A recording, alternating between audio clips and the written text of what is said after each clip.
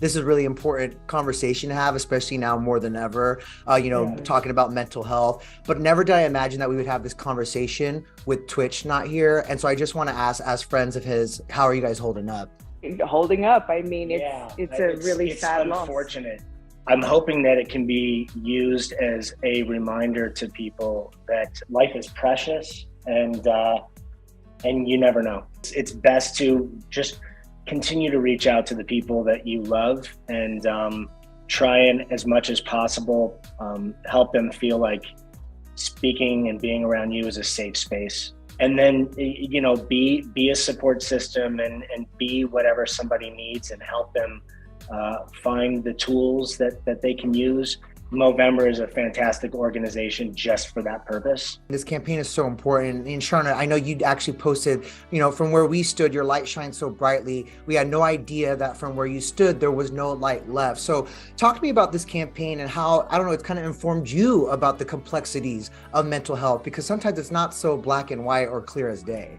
Gosh, I've been an advocate for mental health for a long time. I've had my own journey with it. I think many of us have. But to know that someone that you would never, ever expect, and this is what we've seen people saying the last few days, you would never have imagined. And so I think the best thing that we can do, and what I love about Movember, is it opens up authentic conversations. And I think for us as people and humans in our everyday life, we have to lead by example with that, with being authentic in ourselves and allowing people to be themselves and not feel like they have to be this light or they have to be this persona sometimes for everybody else, but allow them to be their authentic self and know that it's okay to not always be shining so brightly. And I think that's a really important message. And sometimes it's difficult to say those things to people that you love or in your circle. I think, unfortunately, suicide feels reasonable for a lot of people because they don't have places to go that can help them understand and realize, like, oh no, what it is you are dealing with right now is not a sane feeling. It's not the sane part of your brain. Having something like Movember that gives a safe space for people to go to speak about these things and thoughts and feelings, I think is so important for people to know, because sometimes speaking anonymously to a person is the easiest thing to do. There's no shame in that conversation. You don't feel any, because shame comes with these feelings, right? When you're talking to those that you love, you can feel bad about the way you feel for them, embarrassed. Yeah. Whereas if you're speaking anonymously to someone, there is comfort and safety in that. And I really want people to know in this holiday season, those that are suffering with loss or illness or financial hardship, that there is access to help and conversation there to help them get through this time. And that's what you guys are doing, right? You're raising awareness. You mentioned this, Sharna, you're leading by example. I mean, even just this week, Sharna, you posted about having your own dark thoughts after having Zane. Why was it important for you to kind of share that story, and what has the response been like? It's interesting. I felt called to share that because I went through the experience of thinking, is it just me? Mm-hmm. Is it just me that has these, is there something wrong with my brain? Am I heading into postpartum depression? I would ask, is this normal?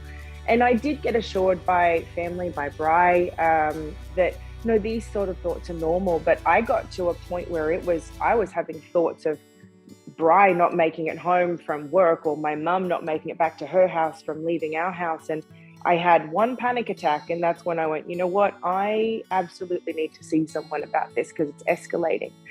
And I realized that every mum goes through this in some degree. And then I also read that 94% of people, men and women, have intrusive thoughts.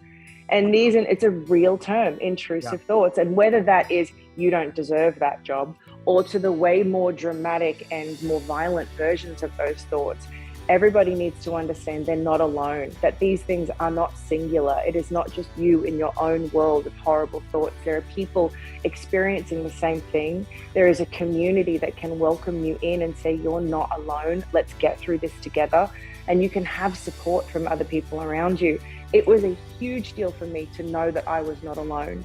Yeah. And I think for people, especially on Instagram, this picture perfect look of motherhood and parenting, and we all put up a highlight reel. And I think it's so refreshing to know, oh wow, it's not. what it looks like. I think there is comfort in knowing that other people are going through that too. And so it was really important to share. I did not expect such a huge response for it to connect to so many people. And the stories that women shared with me were so inspiring and heartbreaking. And I then realized just how important it is for people to know that we need to normalize this conversation of thoughts like this and take away the shame of having them. As soon as you start realizing that you aren't alone and that these are much more common thoughts and feelings than you realize, then you start going, oh, okay, it's not just something wrong with me. Sharna, is that what you felt like when you heard all these stories from these other women, that you could relate and that you weren't alone? Was that part of the healing process for you at all? Was that cathartic? It was, it was unexpectedly very cathartic, that post and that sharing. And I think I found an even bigger community online with the mums, in us sharing stories with each other, and responded to many of them and said, thank you for sharing, because I know that's a really big deal. Some of these women shared stories that they thought they were going to be the reason for harm of their baby, so they considered taking their own life. Oh. And that really hit me, that there was a baby that was at risk of losing their mother because they thought they were alone in these thoughts and things. So to know that I allowed them to feel seen and heard, and that opened up a conversation for them, it's just so powerful. Sharing is so powerful. It's one of the beautiful things of social media that we can get out of it. And hopefully we can use that platform and this and speaking with yourself to let people know there is access to mental health and you are not alone. It sounds like you got that support from Brian too. Did you feel seen in her when you shared, this, with him? Very, very much so. Since pregnancy into birth, into motherhood, Brian has been an incredible support for me, and never minimizing or dismissing when these things come up, always allowing me to feel heard, seen and supported and loved. And that is a really big deal.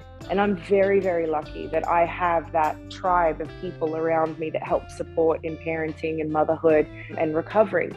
And I know not everybody has that. And I wish that they could have what I have. So this is, again, why it's so important for people to know that there is access to people that do want to help and that will make you feel seen and heard and understood.